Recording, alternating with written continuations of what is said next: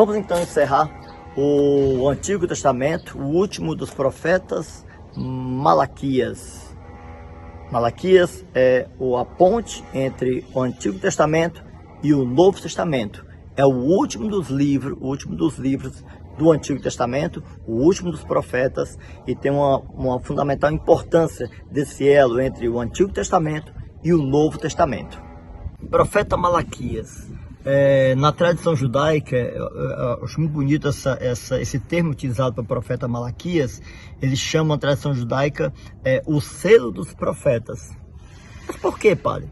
Porque ele está selando, ele é o último dos profetas, os profetas menores. Então Malaquias tem uma importância muito grande para o mundo judaico, como também para o mundo cristão, porque o livro do profeta Malaquias ele faz esse elo de ligação entre o Antigo Testamento e o Novo Testamento. A referência do nome Malaquias quer dizer meu enviado, ou também mensageiro da aliança, segundo o capítulo 3 de Malaquias. Lembrando que Malaquias é um livro, o livro do profeta Malaquias é um livro pequeno, só temos 3 capítulos, mas de fundamental importância. Então vamos, o ano mais ou menos por volta de 450 a.C., e um tempo em que Neemias proibiu os casamentos mistos. Os judeus estavam começando a fazer casamentos judeu com não judeu, e o Neemias vai proibir esses casamentos mistos, e é um tema que também Malaquias vai tratar no seu livro.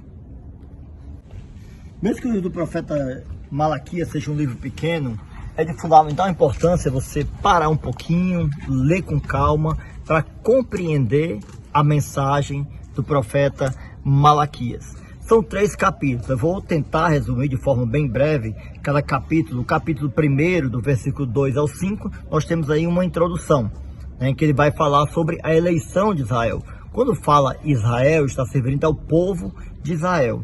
Depois, ainda no começo da introdução, é falar das faltas cometidas contra a aliança, né?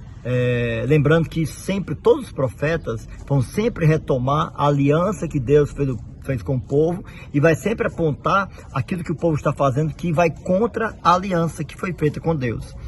Depois nós temos aí no capítulo 2 sobre as queixas contra os casamentos mistos e os divórcios. Então, depois você lê direitinho o capítulo 2 para você ver qual a posição do profeta Malaquias em relação às queixas, né, contra os casamentos e também contra os divórcios. Depois, ainda no capítulo 2, o profeta anuncia o dia do Senhor. Então você vê que o profeta ele aponta as falhas das pessoas. É importante, o profeta tem que apontar, ele tem que denunciar, não só falhas de liderança, mas também do povo de Deus. E ele aponta caminho, o profeta aponta caminho, o profeta sempre é homem da esperança. E também ele vai fazer um convite à purificação do sacerdócio. Aí nós vamos ver no contexto em que o sacerdócio estava perdendo o sentido, porque estava se afastando daquilo que nós vimos em Zacarias, né, que ele chama de falsos pastores, né, que não conduziram o rebanho. Eram pessoas que não estavam olhando mais para o rebanho, estavam olhando para si mesmo. E aí, no capítulo 2, Malaquias vai falar sobre a purificação do sacerdócio.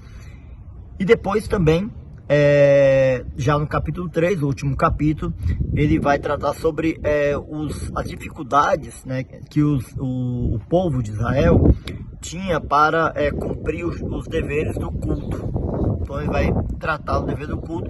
E aí no finalzinho do no finalzinho do livro do profeta Malaquias, vem essa ligação do Antigo Testamento com o Novo Testamento, porque ele vai exortar a observância da lei de Moisés e uma futura vinda do profeta Elias, né, que depois nós vamos identificar como a vinda do profeta João Batista, que nasce no Novo Testamento, a figura de João Batista, o último dos profetas que veio preparar os caminhos para o Senhor.